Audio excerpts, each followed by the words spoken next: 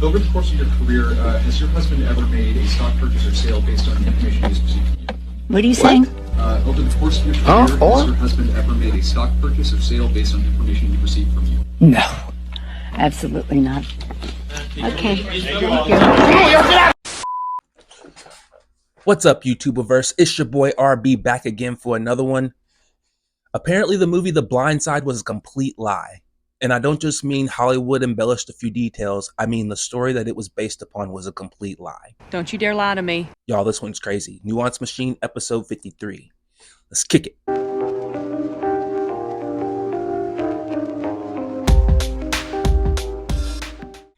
All right, before we get started, please hit that like and subscribe button.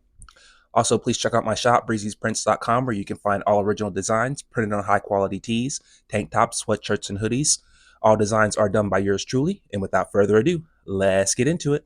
So the movie The Blind Side is a feel-good story, but the true story that it's based upon seems to have changed.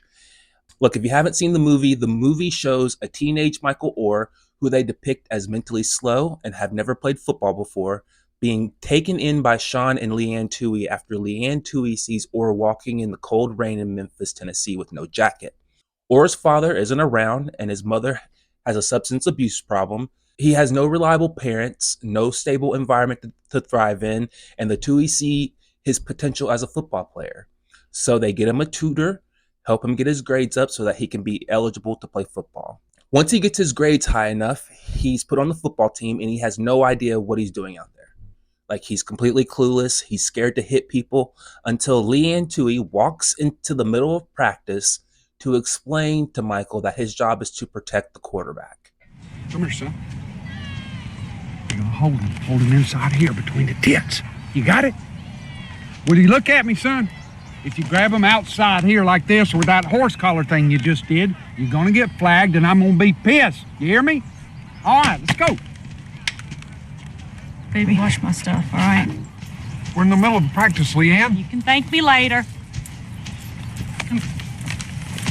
Michael, do you remember when we first met and we went to that horrible part of town to buy you those dreadful clothes? And I was a little bit scared and you told me not to worry about it because you had my back. Do you remember that? Yes, ma'am. And if anyone tried to get to me, you would have stopped them, right? And when you and SJ were in that car wreck, what did you do to the airbag? Stopped it? You stopped it. You stopped it. This team is your family, Michael. You have to protect them from those guys, okay? Listen. Okay. Tony here's your quarterback, all right? You protect his blind side. When you look at him, you think of me, how you have my back, how you have his, okay? All right, Tony, go back. All right. Oompa Loompa here is your tailback. When you look at him, you think of SJ and how you'd never let anyone or anything hurt him. You understand me? All right, go back. Got it? What about Collins and Mr. Touhy? Fine, they can be on the team too. Are you gonna protect the family, Michael? Yes, ma'am.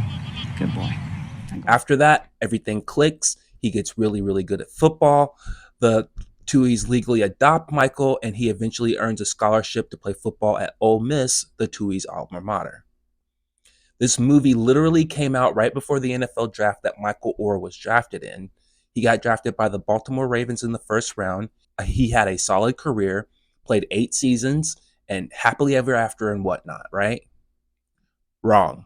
Wrong, wrong, wrong, wrong. Wrong, wrong, wrong, wrong. You're wrong, you're wrong, you're wrong. That's the Hollywood story. The true story goes something like this.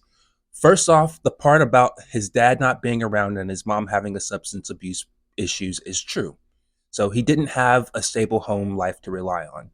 That part is true, but that's about the only thing that's really true in this story. Oher was a 3-sport athlete. Like, this idea that he was clueless at football until the white lady interrupted practice to explain it to him in the simplest way possible just always kind of rubbed me the wrong way. Like, none of the football coaches are trying to coach him up, but Leanne Touhy has the magic touch. Come on, man, that's whack. No, Michael Oher excelled at football, basketball, and track and field.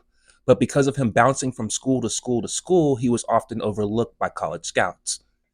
He would often stay at teammates' houses and sleep on the couch, and the Touhy's couch was one of those couches because their son was on the football team with Michael. Those stays at the Touhy's home started off sparingly, but he would end up at the Touhy's home more and more over time until the Touhy's were comfortable enough with him to just let him live there. Also, the idea that they adopted him at 16 or 17 isn't real either. No, they adopted him at 18. Remember that detail because it's extremely important to the story. And this is where things take a very sinister turn. Michael Oher alleges that the Touhy's never legally adopted him, and the paperwork that he signed at 18 years old was not adoption paperwork, but conservatorship paperwork instead. Oher says that the Touhy's explained to him that a conservatorship was essentially the same thing as an adoption, and the 18 Michael Oher believed them and signed the document. If you don't know what a conservatorship is, it's when someone doesn't have the capability to manage their own finances, so they get someone else to do it for them. This happens a lot with child actors. Child actors usually make a lot of money, but they don't have the skills to manage it yet, so usually their parents will get a conservatorship to take control of the finances. Or people with mental illnesses, if you've got a mental illness, but you're still able to make money, but you can't, manage that money, you can have a conservatorship do that for you. The most famous case of this happening is Britney Spears, whose father had a conservatorship over her for 13 years. He controlled her finances and her personal life during that time period. So that just kind of shows how much power a conservatorship can actually have over someone. Allegedly, the Touhy's have been making business deals with this conservatorship, including making a deal that paid the Touhy's and their children royalties for the Blindside movie. But you know who wasn't included in that? Michael Oher. He reportedly didn't make a dime from that movie. And how he found out about all this is really, really sad, man. He apparently found out that every member of the family got royalties but him, and he thought it was a mistake. He hired a lawyer to look into it, stating that he was a legal member of the Touhy family and that he should have also been paid royalties. That lawyer then found out that Michael was never legally a part of the Touhy family. Oh, this is so sick and sad, man. The Touhy's remain adamant in referring to Michael as their adopted son. Leanne Touhy has become an author and a motivational speaker, all based off the idea that she took this poor black kid in that had no future, adopted him, and helped him make it to the NFL against all the odds. Michael Oher is now fighting back by filing a petition to end the conservatorship and to file an injunction barring the Touhy's from making any more money off of his name and or likeness. Oher also wants a full audit of the Touhy's to expose how much money they made off the movie and to pay him his fair share. He's also suing for punitive damages. The petition says, quote, since at least August of 2004, conservators have allowed Michael specifically and the public generally to believe that the conservators adopted Michael and have used that untruth to gain financial advantages for themselves and the foundations which they own or they exercise control. The petition also says that all monies made in said manner should in all conscience and equity be disgorged and paid over to the said ward, Michael Oher. Y'all, this story is absolutely insane. My first thoughts on this are that people in the Deep South are insane when it comes to their college football programs. That's literally what I first went to. The Touhy's are Ole Miss alma maters, and they're heavily involved in Ole Miss football. I think they might even be boosters. So this idea that they ended up taking in this kid and adopting him and then sending him to Ole Miss, that was shady to begin with. You know what I mean? In fact, the NCAA investigated Oher and the Touhy family because he technically wasn't academically eligible to be accepted into Ole Miss. So the Touhy's fake adopted this kid and had him sign a conservatorship instead. Then they used their connections at Ole Miss to get him into their alma mater. These young athletes are targets of adults that see them as dollar signs. This might be the most extreme case that I've seen of it, but if you're a really good high school athlete or you're the parent of a really good high school athlete, be cautious of adults that come out of nowhere to take a special interest in your kid. It's a big red flag in my opinion. This also shows how easily a young person can be taken advantage of if they don't have a stable environment at home.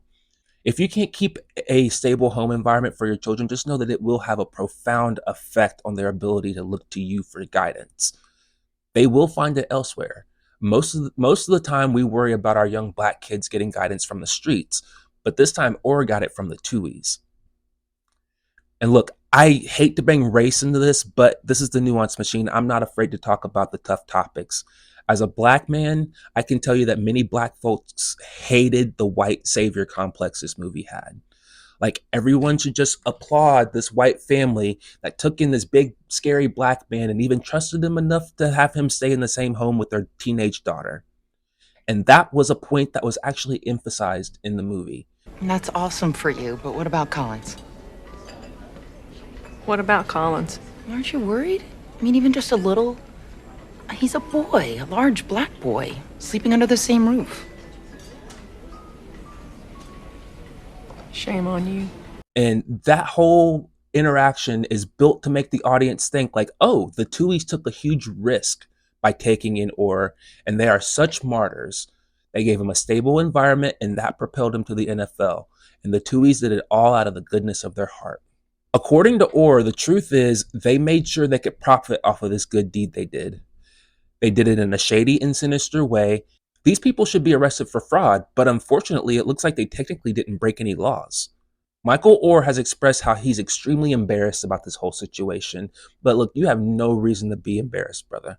These people took advantage of an at-risk 18-year-old kid. If anyone should be embarrassed, it's the Touhys. But that's going to be all for this one, guys. I will see you on the next one. Can't wait. Love you guys. Peace. Dark side, light this bitch up.